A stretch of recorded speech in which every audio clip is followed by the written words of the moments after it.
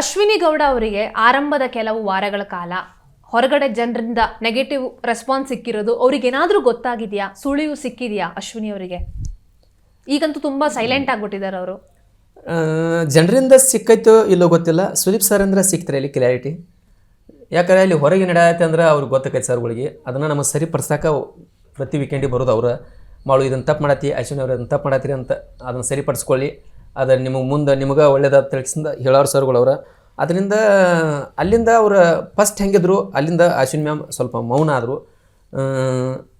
ಇಲ್ಲಿ ಮೌನದಿಂದನೂ ಗೆಲ್ಲಬಹುದು ಅಂದ ಸುದೀಪ್ ಸರ್ ವಿಷಯಕ್ಕೆ ಅವರು ಮೌನ ಹಾಕಿಸಿಂದ ಸ್ವಲ್ಪ ಸೈಲೆಂಟ್ ಆದರು. ಏನು ಮಾಡ್ಬೇಕಂತೆಲ್ಲ ಮಾಡ್ತಿರು, ಆದ್ರೆ ಮಾತಂತ ಜಾಸ್ತಿ ಕೇಳ್ತಿರ್ಕಿಲ್ಲ. ಅವ್ರ ಸೌಂಡ್ ಅಂತಿ ಸ್ವಲ್ಪ ಆಫ್ ಆಯಿತು ಅನ್ಕೋತೀನಿ. ಅದು ಅವ್ರಿಗೆ ಪ್ಲಸ್ ಆಯಿತು ಮೈನಸ್ ಆಯಿತು, ಅವ್ರು ಯಾವ ರೀತಿ ಎದಕ್ಕೋಸ್ಕರ ಮಾಡ್ರು ಅವ್ರಿಗೆ ಎಷ್ಟೋ ಗೊತ್ತಿರೋದ, ನನಗೂ ಗೊತ್ತಾಗಲಿಲ್ಲ. ಇದು ಜನರದಂತಿ ಹೆಂಗೈತಿ ಇನ್ನೂ ನಾನು ನೋಡಿಲ್ಲ, ಇನ್ನೂ ನೋಡಬೇಕು. ಯಾಕಂದ್ರೆ ನೋಡ್ತಕ್ಕ ನನಗೇನು ಹೇಳೋಕ್ಕೆ ಆಗೋದು. ಓಕೆ, ಈಗ ನಿಮಗೆ ನಿರೀಕ್ಷೆ ಇರಲಿಲ್ಲ, ಹೊರಗಡೆ ಬಂದಿದ್ದೀರಾ, ವೀಕ್ಷಕರಿಗೆ ಕೊನೆಯದಾಗಿ ಏನು ಹೇಳ್ತೀರಾ? ಕೊನೆಯದಾಗಿ ಹೇಳಬೇಕಂದ್ರೆ ನನ್ನ ವೀಕ್ಷಕರಿಗೆ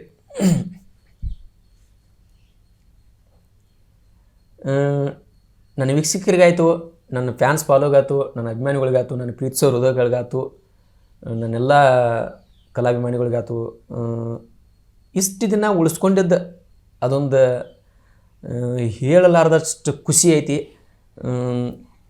ಈಗ ನನಗೆ ಯಾಕೆ ಬಂದು ಹೊರಗೆ ಅನ್ನೋದು ದೊಡ್ಡ ದುಃಖ ಐತಿ. ಅದ್ರೊಳಗೆ ನಾವೊಂದು ಅಂದ್ಕೊಂಡಿದ್ದು ಏನಿತ್ತಂದ್ರೆ ಹೊರಗೆ ಬರ್ತಾನೆ ಅಂತ ಅಂದ್ಕೊಂಡಿರ್ಕಿಲ್ಲ. ಯಾಕಂದ್ರೆ ಪ್ರತಿ ವಾರ ನಾಮಿನೇಟ್ ಆದಾಗ ಅವರು ಸೇವ್ ಮಾಡಿದಾಗ ನನಗೆ ಎಷ್ಟು ಖುಷಿ ಆಕಿತ್ತು. ಲಾಸ್ಟ್ ತನಕ ಹೋಗಿಸಿಂದ ನನ್ನ ಫ್ಯಾನ್ಸ್ ಫಾಲೋಗಳು ಉಳಿಸ್ಕೊಂಡಿದ್ದ. ಹೌದಪ್ಪ, ನನ್ನ ಮ್ಯಾಲೆ ಇನ್ನೂ ಜೀವ ಇಟ್ಟಿದಾರು, ನನ್ನ ಮ್ಯಾಲೆ ಇನ್ನೂ ಇನ್ನೂ ಇರಬೇಕು, ಇನ್ನೂ ಆಡಬೇಕು ಅನ್ನೋದವ್ರದ್ದು ಅಪೇಕ್ಷೆ ಐತಿ ಅಂತೇಳಿಸಿಂದ ಅಂದ್ಕೊಂಡಾಗ ಲಾಸ್ಟ್ ಹಾಕಿ ಉಳಿಸ್ಕೊತ ಬಂದವ್ರ ಈ ಕೊನೆಗೆ ಕೈ ಬಿಡ್ತಾರಂತ ನನಗೆ ನಂಬಿಕೆನೂ ಇಲ್ಲ, ನಾನು ನಂಬುದೂ ಇಲ್ಲ. ನನ್ನ ಜನ ಅಂತ ನನಗೆ ಕೈ ಬಿಟ್ಟಿಲ್ಲ ಅಂತ ನನಗೆ ಅಂದ್ಕೊಂಡು ನಾನು ಏನೂ ಪಾಲ್ಟ್ ಮಾಡಿಲ್ಲ. ಇಷ್ಟು ಉಳಿಸ್ಕೊಂಡು ಬಂದಾರ, ಇನ್ನು ಕೊನೆಗೆ ಬಂದು ನಾನು ಕೈ ಬಿಡ್ತಾರಂತ ನಾನು ಅಂದ್ಕೊಂಡಿಲ್ಲ. ಇನ್ನು ಹೆಚ್ಚು ನನಗೆ ಸಪೋರ್ಟ್ ಮಾಡ್ಯಾರಂತ ನನ್ನ ಆತ್ಮಸಾಕ್ಷಿ ಐತಿ. ಅವ್ರ ಬಗ್ಗೆ ನಾನು ಯಾರು ಅನ್ನಂಗಿಲ್ಲ. ನಾನು ಇಷ್ಟು ದಿನ ಉಳಿಸ್ಕೊಂಡಾರು, ನಾವು ಹೊರಗೆ ಯಾಕೆ ಬಂದು ಅನ್ನೋದು ನನಗೆ ಒಂದು ಸ್ವಲ್ಪ ನನ್ನ ಪ್ರಶ್ನೆ ನನಗೆ ಕಾಡತೈತಿ. ಇದನ್ನೆಲ್ಲ ಕ್ರೇಜ್ ನೋಡ್ಬೇಕಾದ್ರೆ, ಜನ ಫಾಲೋವರ್ಸ್ ನೋಡ್ಬೇಕಾದ್ರೆ, ಅವ್ರು ಕೊಡೋ ಪ್ರೀತಿ ನೋಡ್ಬೇಕಾದ್ರೆ, ಪ್ರತಿಯೊಂದು ಇನ್ಸ್ಟಾ ಪೇಜ್ ನೋಡ್ಬೇಕಾದ್ರೆ, ಎವಸ್ಬೇಕಾದ್ರೆ, ಒಂದೊಂದು ಕಮೆಂಟ್ಗಳು ನೋಡ್ಬೇಕಾದ್ರೆ ನಾ ಹೊರಗೆ ಬರೋಕೆ ನಾನೇನು ಇದು ನನಗೆ ಒಪ್ಕೊಳ್ಳೋಂಗಿಲ್ಲ ಇಷ್ಟು ಈಸಿಯಾಗಿ.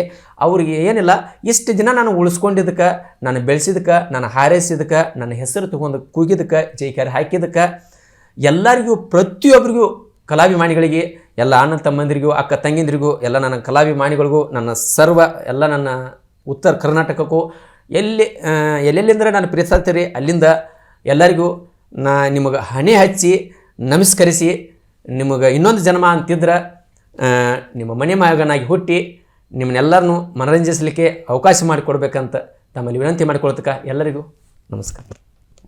Thank you. Asianet Suvarna news ಜೊತೆಗೆ ಸಾಕಷ್ಟು ವಿಷಯಗಳನ್ನ ಹಂಚ್ಕೊಂಡಿದ್ದೀರಾ. ನಮ್ಮ ನಾಡಿಗೆ ನಿಮ್ಮಂತಹ ಕಲಾವಿದರ ಅವಶ್ಯಕತೆ ನಿಜವಾಗ್ಲೂ ಇದೆ.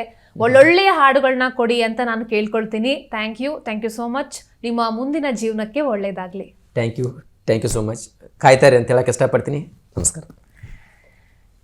ಎಸ್, ಇದಾಗಿತ್ತು ಬಿಗ್ ಬಾಸ್ ಕನ್ನಡ ಸೀಸನ್ 12 ಸ್ಪರ್ಧಿ ಮಾಳು ನಿಪುಣಾಳ್ ಅವರ ಮಾತುಗಳು. ನೇರ ದಿಟ್ಟ ನಿರಂತರ ಸುದ್ದಿಗಾಗಿ ನೋಡ್ತಾ ಇರಿ ಏಷ್ಯಾನೆಟ್ ಸುವರ್ಣ ನ್ಯೂಸ್.